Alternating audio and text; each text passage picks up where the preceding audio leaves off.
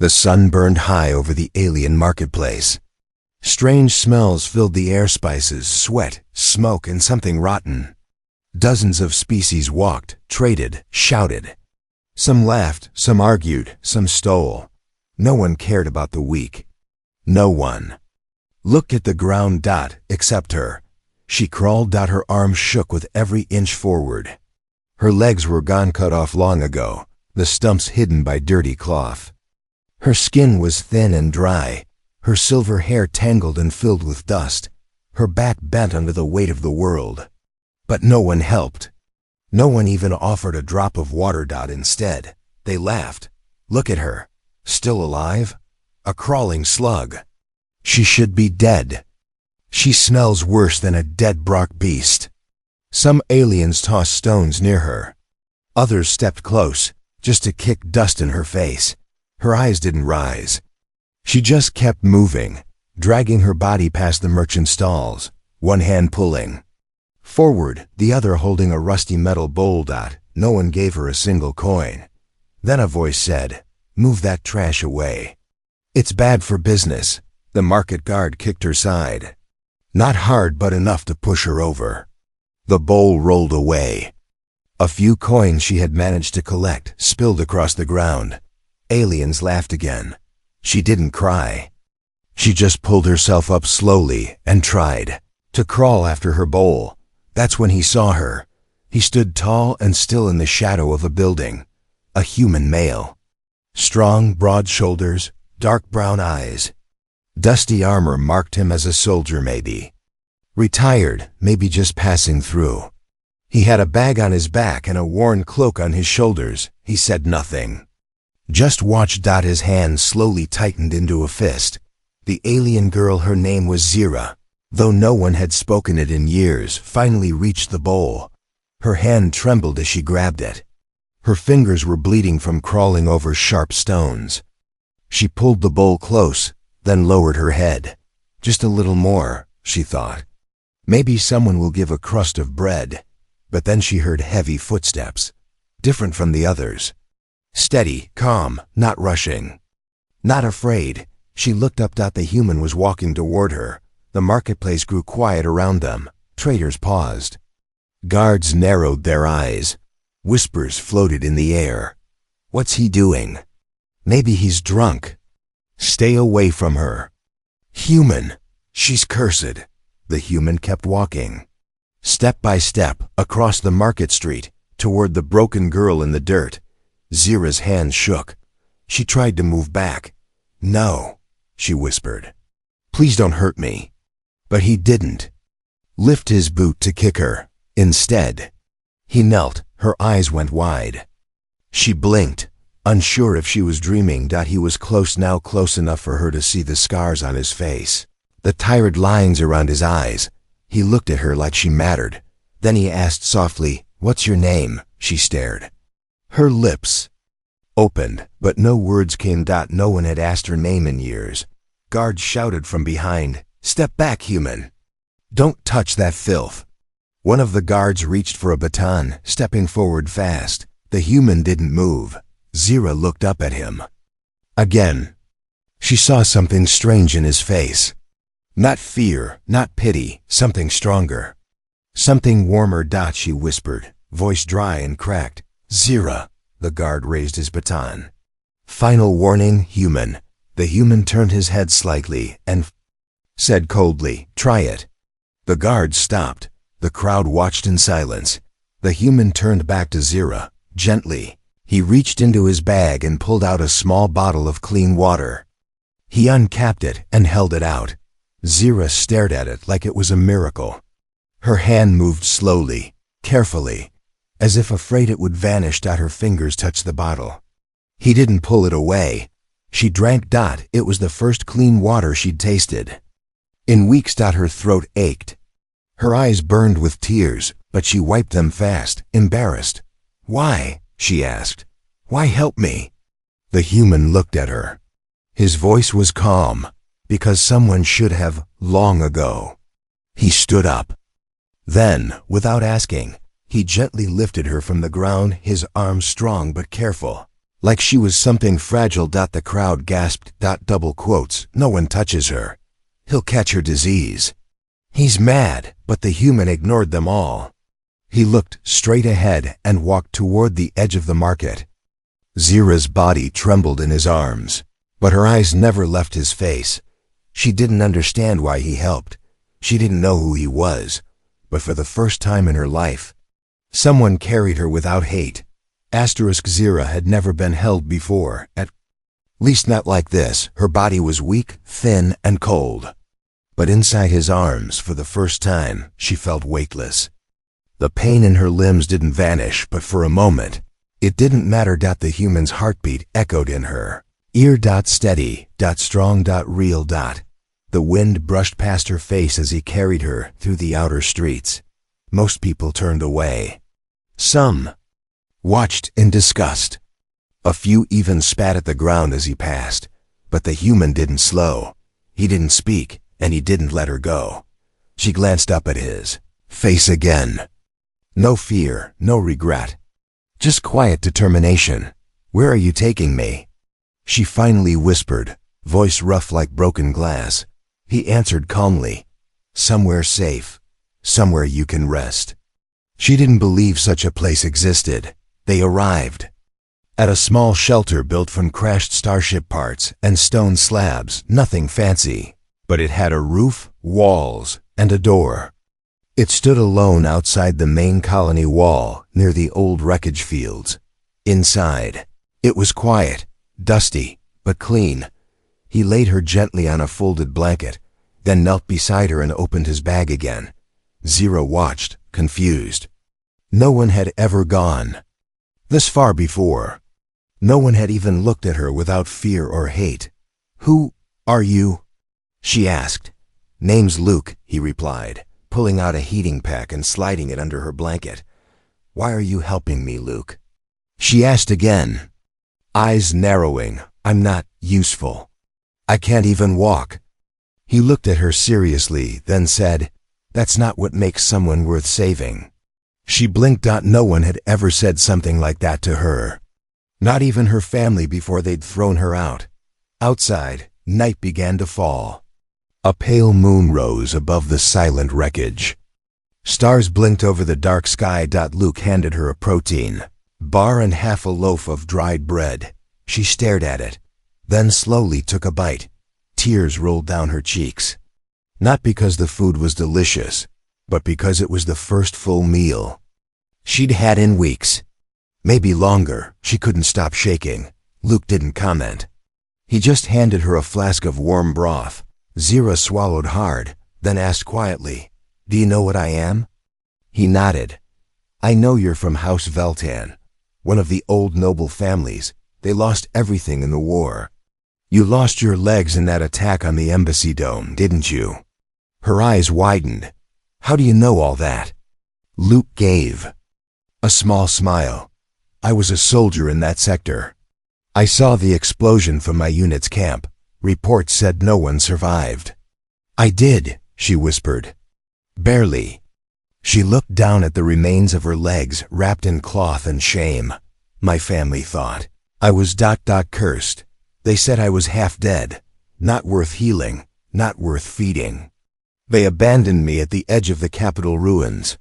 Her voice broke, and no one ever picked me up again. Until you. Suddenly, there was a loud knock on the door. Luke rose quickly, hand moving to the weapon at his side. Who is it? He called. A voice growled from outside. Open up. Colony enforcement. You're housing an infected. This is against health. Law 47B. Zira froze. Luke's hand tightened. She's not infected, he called back. She's injured. She needs medical attention. Step aside, human, the voice warned, or we'll come in by force. Luke looked at Zira. Her face was pale, terrified. Do you trust me? He asked her softly. She nodded. Luke turned back to the door and shouted, try it. Silence followed. Then, footsteps retreating. Zira looked at him, stunned. You're not afraid of them? I've faced worse than bullies with badges, he said. Let them come. Later that night, as the fire crackled beside them, Zero whispered something she hadn't said in years. "Thank you." Luke didn't reply. With words, he simply nodded and added another blanket over her. But as she drifted to sleep, a cold chill ran through the stars above. The fire crackled low, but it wasn't the sound that woke Zira. It was the silence. Deep, heavy, like the calm before a storm. Her eyes blinked open. Luke wasn't beside her. Fear tightened her chest. Then she heard voices, low and angry. Just outside the small shelter, she dragged herself toward the door, pushing her weak body across the floor. Her fingers reached the edge of the wall. Carefully, she peeked through a gap in the metal. 3 aliens stood outside. All wore dark cloaks and carried stun rifles, and Luke stood alone in front of them. "No one wants her," one of the cloaked aliens hissed. "She brings sickness, war, and ruin. You'll regret this." Luke didn't flinch. "She's done nothing wrong. She exists." "That's enough," said another. "She's broken. She's cursed. And now she curse you too." Zira's heart beat faster. She recognized one of them. A minor noble from her old world Orlan, Velrus. He had once served under her father. He was a coward even back then. He looked like a shadow of the noble house he once praised. Zira swallowed her fear. She pulled herself back from the door, tears forming. Was Luke in danger just because of her? Was he really going to throw his life away for someone the world had forgotten? The door opened. Luke stepped inside, face calm but his jaw clenched. "They're gone," he said. Zira shook her head. "They'll be back. You should have given me up." Luke knelt beside her. "Do you believe that?" She looked at him. "Sometimes. I've lived so long being unwanted. I started to believe I deserved it." Luke didn't speak. He took out a small device from his pocket and placed it on the floor. A light hummed and blinked blue. "What is that?" she asked. "Scanner," he said. "Checking for bugs or trackers. If they're after you, I want to know how they keep finding us." Zira stared at the device, then at him. "You really believe I'm worth protecting?" He looked her straight in the eyes. "I don't protect people based on their legs, their titles, or what others say about them. I protect the ones who were left behind." By morning, word had spread. The market was full of whispers. "That crazy human is still with the broken girl. He's cursed now. Just wait. Misfortune follows her. She'll get him killed." But Luke walked through the crowd like none of it touched him. He bought supplies, food, tools, medicine. Then he returned to Zira like she was family. Later that day, something strange happened. An old alien woman, blind in one eye, came to their shelter. Zira flinched at first, but the woman only said, "I saw your light last night. I once knew your mother. I can help if you let me." Zira stared in shock. The woman placed a small satchel beside her. "Herbs, pain relief, not much, but maybe it helps." Then the woman turned to Luke. "Be careful, human. You've touched the thread of fate, and now it pulls tight." As night fell again, Luke sat sharpening a knife. Zira lay nearby, warmer now, no longer shaking. She watched him in silence. Finally, she whispered, "They think I'll bring you misfortune. Do you think that too?" Luke gave a soft laugh.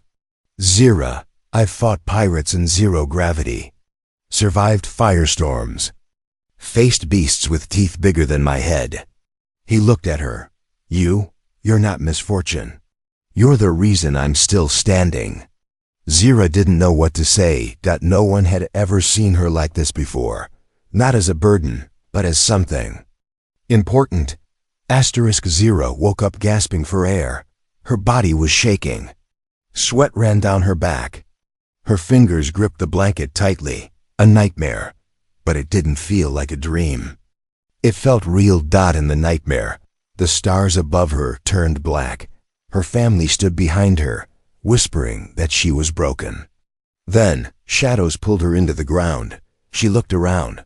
Luke wasn't beside her. Her heart skipped. Luke? She whispered. No answer. She pulled herself to the edge of the bed. Panic building. Then a sudden crash outside. Her breath caught. Not thunder. Not wind. Metal. Something heavy had fallen. Her mind screamed. They found us. Outside. Luke was crouched near the back of the shelter, scanning the area. The food storage container had been smashed open from the outside. No animals. No signs of dragging. It was a warning. Then he saw it, a symbol burned into the metal wall, a twisted mark. One he hadn't seen in years. Luke's jaw tightened. The mark of the Black Guild, Assassins for Hire. This wasn't just a warning. It was a message. We know who you are, and we know who you're protecting. Back inside, Zira sat up as Luke entered. His face was darker than she'd ever seen. What happened? She asked. Luke sat beside her, placed his hand gently on hers, and said, "You need to tell me everything." She swallowed. "What do you mean? Not just your name or your family. I need to know what they're so afraid of." "What are they? Trying to bury?" Zira looked away, but the truth had to come out. "My family didn't just abandon me because I lost my legs," she said slowly. "They were scared of something else." Luke leaned forward, eyes sharp. "When I was a child, I could feel things. People's emotions, thoughts, sometimes even see what they were hiding." Luke's brows rose slightly. "Psychic?" She nodded. "But not trained, not safe. When the war came, I warned my family about the betrayal before it happened. They didn't believe me. When the enemy bombed our estate, I survived. My parents didn't." Her voice trembled. "After that, rumors spread that I was cursed, that I caused it. The nobles wanted to erase me, so no one would listen to my voice again." Luke took a long breath. "That's why they're hunting you. You know secrets that could destroy them." Zira nodded. Double quotes, "And now you're caught in it too." Luke stood and checked his rifle. "Then we stay ahead of them." That night, strange sounds filled the area, whispers in languages not spoken. A flash of red light in the distance. Drones flying low, then vanishing.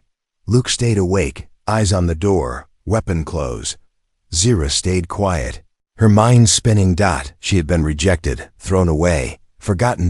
But now, her voice mattered again, and that terrified those who had tried to silence her. Elsewhere, in a dark room beneath the alien city, the assassin knelt before a hologram. The image showed Zira lying beside a small fire, her eyes glowing faintly in the dark. "She's active again," the noble said coldly through the screen. "That human's making her believe she matters." The assassin's voice was like ice. "She won't live to believe much longer." "Be careful," the noble warned. "If she speaks the truth about what we did, about the war, the betrayal, our whole bloodline falls." The assassin smiled under her mask. "Then it's simple. I'll rip the truth out of her before she can speak it." Back in the shelter, Zira suddenly gasped. She clutched her head. Luke rushed to her side. "Zira, what is it?" Her eyes flickered, glowing silver for a second. "I saw her," she whispered. "A woman in armor. Her blade was at your throat. She's coming." Luke didn't question it. He stood and locked the shelter down. "She's not taking either of us." The wind suddenly stopped. No breeze. No sound. Even the insects outside the shelter had gone silent. Luke's eyes narrowed. He stood near the door, weapon ready. Zira sat against the wall, breathing fast. Her body still weak, but her eyes wide with fear. "She's close," Zira whispered. Luke nodded once. He believed her now. Her visions weren't just dreams. They were warnings. Then the lights inside flickered. Once, twice. And went out. Darkness swallowed the room. Luke switched to night vision mode on his visor. Everything turned green. He scanned. The corners. Nothing. Then he saw it, the shadow of a person. clinging to the ceiling, not walking, crawling like a spider, moving silently. Above him, fast, he dove to the side just as a blade shot down through the air, slicing where his neck had been a second ago. Zira screamed. The assassin landed silently on the floor, blades in both hands, long black armor tight to her skin. Mask glowed with a single red dot in the center. You should have stayed out of this. Human, she hissed. Luke raised his rifle. Fired. She twisted, dodged, and vanished into the shadows again. He moved quickly, stepping between her and Zira. She's here for you, he told Zira. I know, she said, her voice shaking. But I can feel her thoughts. She's scared. I'll speak. Luke smirked. Good. The assassin struck again, this time from the side wall. She slashed at Luke's ribs, but he was faster now. He blocked with the butt of his rifle and kicked her backward. She flipped. Midair, landed on her feet, and threw a smoke capsule at the ground. Boom. The room filled with thick black smoke. Zira coughed. Luke grabbed her hand and pulled her behind a metal table. Close your eyes, she whispered. I can find her. He looked at her. You sure? She nodded. I can feel mines in the dark. She's moving right now. Luke spun and fired. Bang, bang. Bang! A blade flew toward him. He ducked, barely avoiding it. The assassin cursed. She was wounded now. A shot had grazed her side. She knew she had only seconds left. Then Zira did something she hadn't done in years. She reached out with her mind. She entered the assassin's thoughts. Screams echoed in Zira's head. Pain, hate, orders. Kill the girl. Silence her forever. Protect the noble secrets. Zira gasped, eyes glowing faint silver. She was trained by my family's killers, brainwashed since childhood. She can't be saved, Luke said. She doesn't want it. Zira nodded once. Then let's end this. The smoke cleared. The assassin stood ready for one final charge, blood dripping from her wound. Luke moved first, firing rapidly, forcing her to dodge. Zira, with all her strength, focused her mind on the enemy's legs. The assassin froze for half a second, just long enough. Luke fired a shock round. Zap. It hit. She collapsed to the floor, body twitching. Luke ran over, kicked the blade away, and aimed down. But she laughed, even through pain. You think stopping me ends this? She whispered. Zira dragged herself forward. She stared into the assassin's eyes and said calmly, I remember now. The assassin's face tensed. I remember the night of the fire. You were there. I saw you standing over my father's body. The assassin's lips curled into a grin. He screamed. Zira's voice turned cold. And now your masters will scream too. She closed her eyes and pulled from the assassin's mind a memory, a secret location. A vault. A hidden recording. Proof of what the nobles did. Of who betrayed her family. Of how many they had silenced. The assassin gasped. No, no. Zira opened her eyes, her face full of quiet power. You've lost. Luke pulled the trigger. One clean stun round. Darkness took the assassin. Later, as dawn rose, Luke wrapped Zira in a warm cloak. They sat near the fire. You okay? He asked. Zira nodded. I saw everything. And now I know where we have to go. Where?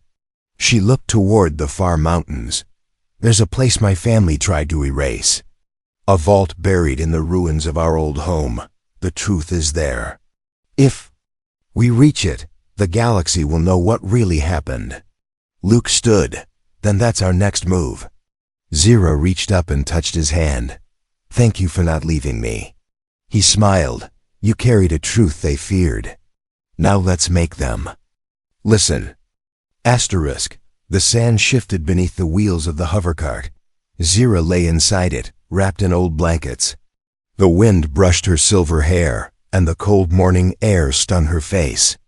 Luke pulled the cart behind him, every step firm and steady. Ahead, the mountains rose like giants, silent, broken, and full of secrets. somewhere in that forgotten stone. Was the truth Zira's home, or what was left of it? They had traveled far from the colony. No patrols. No cameras. No one dared come here. The land was considered cursed. Where noble houses once stood. Now only ash and bone remained. Trees had grown through marble floors. Iron gates were twisted like melted wax. Black birds circled overhead, watching from burned towers. Zira's eyes didn't blink. She had seen this place 1,000 times in her dreams, but never thought she would return like this. No one has been here in years, Luke said, scanning the area. It's completely abandoned. Not abandoned, Zira whispered. Erased. They stopped at a crumbling wall with a fated crest, 2 stars crossed behind a crown. House Velton. Zira reached out and touched the symbol with her fingers. It cracked and broke off in her hand. Luke helped her down gently from the cart. You sure you're ready? He asked. She looked at him. I was born here. I almost died here. It's time I face what's left. They moved deeper into the ruins. Zira guided him with slow words, pointing out paths she remembered. A garden once filled with glowing flowers, now dry vines. A fountain where she used to play, now full of dust and broken statues. But she remembered more than just the shapes. She remembered where her father had taken her once during a storm. Underground. To a vault carved from ancient stone.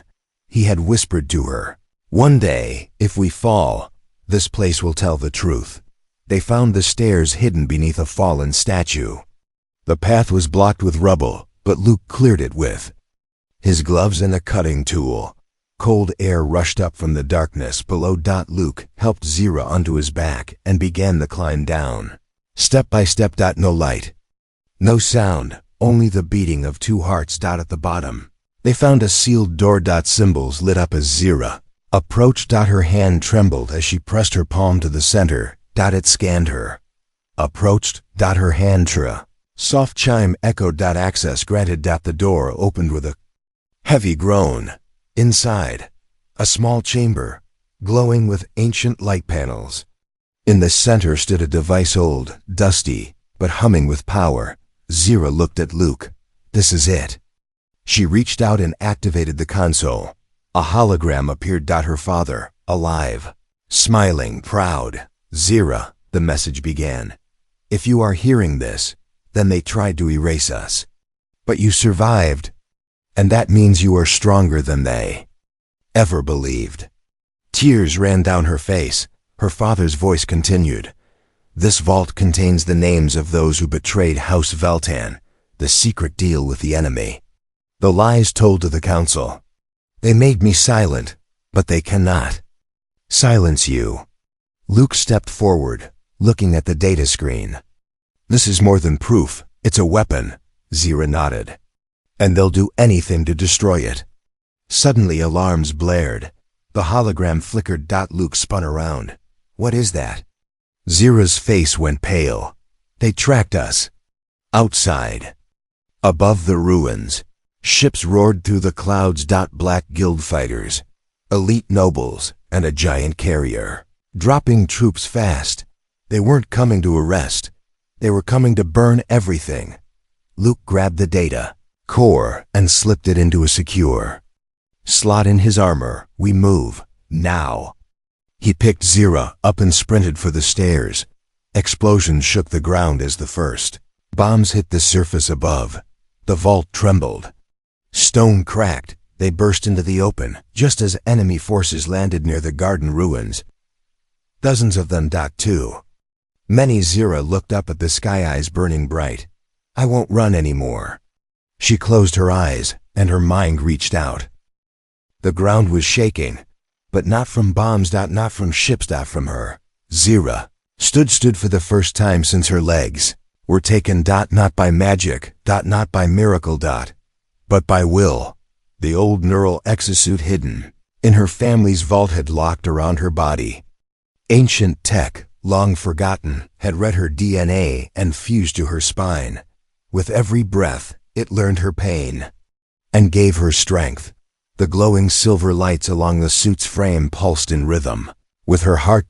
And when she took her first step, the storm stopped. Luke stared in awe as she rose from the dust. Zero, once crawling, once forgotten, now walked through fire like she belonged to it. The enemy forces stood frozen. Some dropped their weapons. Others backed away. The nobles had warned them of a broken girl, a cursed shadow of the past. They weren't prepared for a rising queen, the noble leader. High Lord Velrez watched from the command ship above. He slammed his hand on the table. "It's not possible. She was supposed to die." His advisor stammered. Her suit was locked for centuries. "Only the bloodline. I am the bloodline," Velrez screamed. "She's nothing but a cripple with memories." A soldier turned to him slowly. "She's more than that now, sir. She's the truth you tried to bury." Back on the battlefield, Luke moved beside her. "You okay?" he asked. She didn't smile. She didn't need to. Her glowing eyes looked past the enemy soldiers.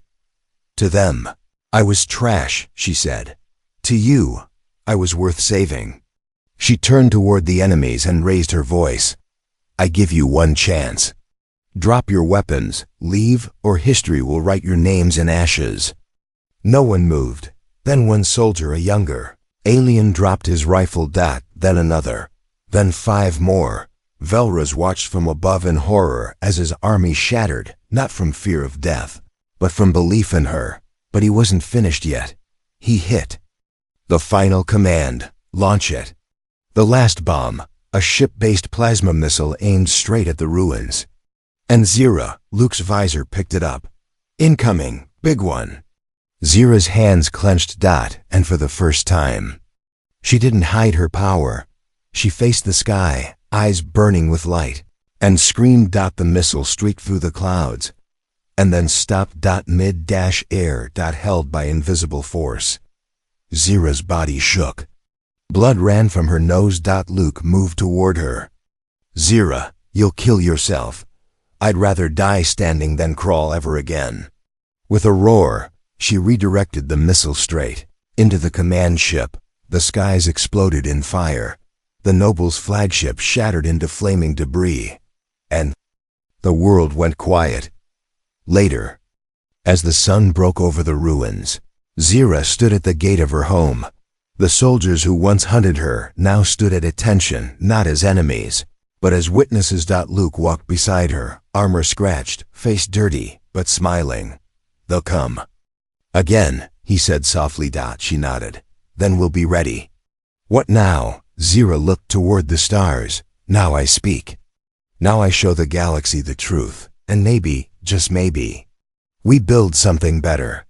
She turned to him. "Thanks." "To you," he shrugged. "I just gave you a hand." She smiled for the first time. "You gave me a reason." Final scene. Across star systems, screens lit up with a broadcast. A girl once called worthless, broken, cursed, now stood tall in armor with glowing light, and her voice rang out. "My name is Zira Veltan. They tried to erase me, but I survived. And now I speak for every soul cast aside. Stand with me, and we'll never be silent again."